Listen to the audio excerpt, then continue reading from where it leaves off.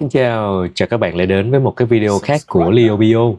Và trong cái video này chúng ta sẽ nói về mech của hai con boss mới, đó là đạo chủ và hắc thần tài cho Hero Realm level 86, phụ bản 10 người ha. Hai con boss này theo Leo đánh giá là nó có nhiều cơ chế, tuy nhiên thì nó cũng không phải quá khó học. Chúng ta cùng tìm hiểu nha. Với đạo chủ, khi mà các bạn vào thì ở trên sân sẽ có 3 cái nón, 2 cái màu trắng và một cái màu vàng. Nó tượng trưng cho 3 con boss Sufulu. Nó có những cái icon tương ứng ở bên dưới thanh máu mà các bạn có thể nhìn thấy. Nhiệm vụ của các bạn là cử ra 3 người nhặt 3 cái nón này.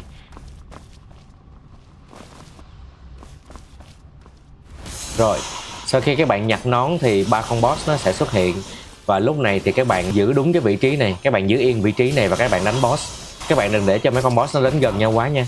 Ở vị trí những icon của boss mà lúc đầu chúng ta xem á, thì bây giờ các bạn sẽ thấy là ở hai cái icon màu trắng của Fu và Lu thì có hai cái vòng màu tím đang được làm đầy. Vòng này chính là khả năng biến thân của Fu và Lu. Khi mà các con boss đến kế nhau thì cái vòng màu tím này nó sẽ đầy nhanh hơn và nó sẽ làm cho Fu và Lu biến hình nhanh hơn và sát thương sẽ tăng lên rất nhiều. Khi mà các con boss đứng kế nhau thì các bạn sẽ thấy có một cái sợi dây nối giữa tụi nó như thế này. Nhiệm vụ của những tăng cơ là các bạn phải kéo boss ra xa khỏi nhau để cho nó mất cái dây này đi. Chứ các bạn có thể thấy là các bạn cũng không cần phải đánh ở 3 góc của bản đồ, chỉ cần một khoảng nhất định là sợi dây này nó sẽ đứt thôi. Và bắt đầu từ Hero Realm level 86 thì bạn sẽ thấy là ở trên thanh máu của boss nó có những cái đường gạch màu trắng như thế này. Thì đây là những cái đường khóa mech, đến cái mức máu nhất định thì boss sẽ không thể nhận sát thương nữa và phải vào mech. Điều này làm cho các bạn không thể skip mech được rồi.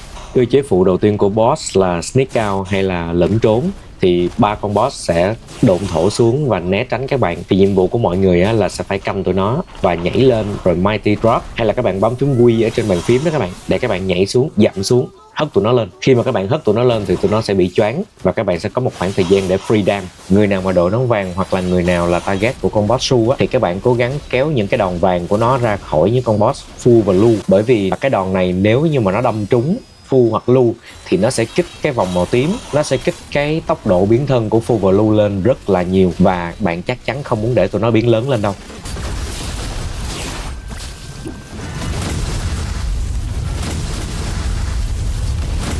Nhưng mà cho dù bạn làm bất cứ cách nào đi nữa thì Fu và Lu vẫn sẽ biến thân thành công. Và khi mà Fu và Lu biến thân thành công thì các bạn sẽ thấy là ở trên sân có những cái con chuột nhỏ nhỏ.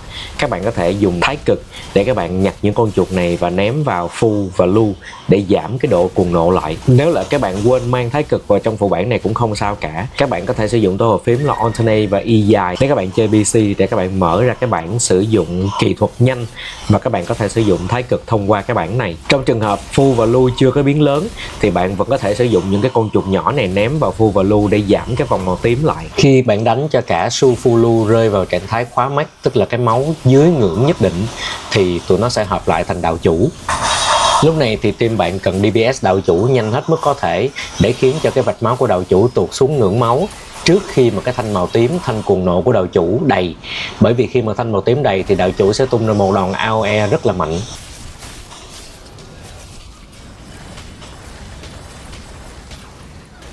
Khi bạn thành công hạ gục máu của đạo chủ xuống ngưỡng nhất định thì tụi nó sẽ lại tách ra thành Sufulu và lặp lại những cơ chế cũ. Bạn lặp lại công việc tương tự, hạ gục máu của Sufulu xuống ngưỡng nhất định, tụi nó lại hợp lại thành đạo chủ, rồi lại cố gắng hạ máu của đạo chủ xuống ngưỡng nhất định trước khi mà cái thanh cuồng nộ của đạo chủ đầy. Ở đây chúng ta có thêm một cơ chế khác. Boss sẽ đánh dấu hai người chơi. Hai người này cần phải tách nhau ra và tách ra xa khỏi team, bởi vì boss sẽ tung hai đòn trói. Cái đòn trói này sẽ trói tất cả những người đứng cạnh hai người này. Và nhiệm vụ của các bạn là phải ném chuột để giải cứu hai người bị trói. Hai người này nếu đứng quá gần team thì cả team sẽ đều bị trói nha các bạn. Rồi, và bây giờ chúng ta làm lại những điều đó cho đến hết mà thôi. Đối với boss hắc thần tài thì cơ chế chính là cơ chế bảo vệ người dân. Khi bao boss vào cơ chế thì ở trên sân sẽ xuất hiện những cái bãi tiền như thế này. Các bạn chạy đến và đợi cái đồng xu nó rớt xuống người thì các bạn sẽ nhận được một cái đồng xu vàng. Lúc này các bạn có thể bấm G để mà sử dụng cái đồng xu vàng này để nạp khiên bảo vệ những người dân. Sau đó boss sẽ triệu hồi pháp bảo để mà liên tục tấn công những người dân này. Nếu như những người dân không có khiên thì họ sẽ bị giết. Những người dân bị giết thì bạn sẽ thua và bạn sẽ không có cách nào để hồi phục máu cho những người dân này.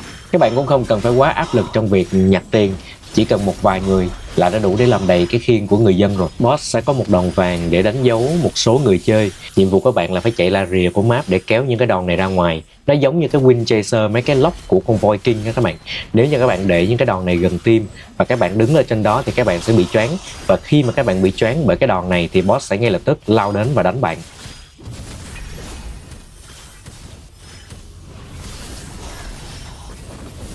Boss có một đòn đỏ để đánh dấu một người chơi và boss sẽ chém một đường rất rộng về phía đó.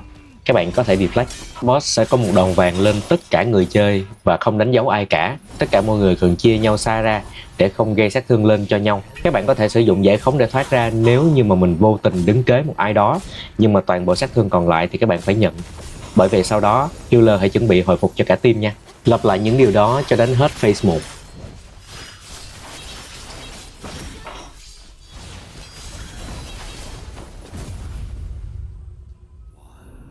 Vào phase 2, nhiệm vụ của các bạn cũng là tạo khiên để bảo vệ người dân, nhưng mà chúng ta sẽ có những con quái đến để tấn công người dân. Các bạn có thể sử dụng kỹ thuật Ghostbite hoặc là điểm huyệt liên hoàn để các bạn nhanh chóng dẹp cái đám quái này ha.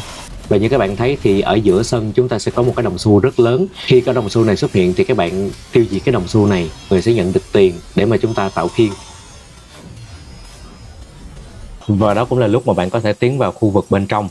Lúc này các bạn sẽ cần chú ý là ở bên ngoài người dân vẫn sẽ bị đánh và các bạn sẽ vẫn cần kiếm tiền để tạo giáp cho người dân. Cho nên các bạn có thể chia một nửa team đi vào, một nửa team ở ngoài.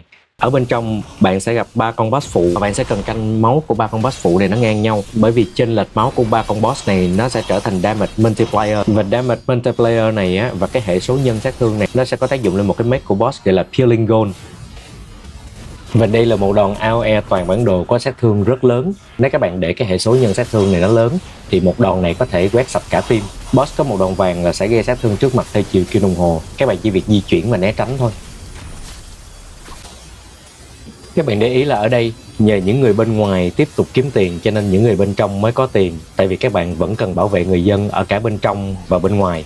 Cho nên ở đây Leo sẽ dùng tiền của người bên ngoài kiếm được để tạo khiên bảo vệ cho những người ở bên trong. Và khi Leo nói những người ở bên trong có nghĩa là không chỉ người dân mà còn là các bạn nữa. Bởi vì cái khiên này nó sẽ giúp cho bạn thoát khỏi một cái đòn vàng hủy diệt toàn bản đồ của boss. Sống sót sau cái đòn vàng hủy diệt này thì các bạn sẽ có một khoảnh khắc để freedom. Khi bạn bước vào khu vực bên trong này thì ở giữa màn hình của bạn sẽ xuất hiện một cái thanh đo chỉ số tham lam. Thanh này nó sẽ liên tục tăng khi bạn ở trong và nó sẽ giảm khi bạn ở ngoài. Sau cái mech này, nếu như mà thanh điểm tham lam của bạn vẫn chưa đầy thì boss sẽ đẩy bạn ra bên ngoài. Còn nếu như trong bất kỳ trường hợp nào cái thanh này nó đầy, khi mà bạn vẫn còn đứng ở bên trong thì bạn sẽ chết ngay lập tức. Khi đánh quái ở bên ngoài, bạn có thể chú trọng đánh những con thuật sư trước, bởi vì nó sẽ buff cho những con quái khác khỏe hơn.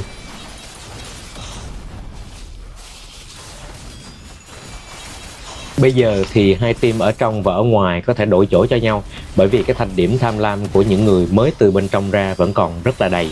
Bây giờ các bạn có thể ở ngoài và đánh quái kiếm tiền, còn những người mà nãy giờ ở ngoài thì có thể đi vào trong.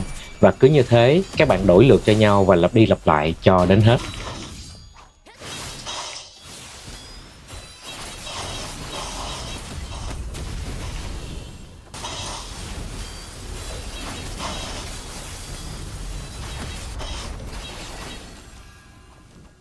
Và đó là make của đạo chủ và hát thần tài Herorem 10 người level 86. Cảm ơn các bạn đã dành thời gian xem video này. Leo sẽ còn video về talent của hai con boss này nữa, các bạn hãy đón xem nha.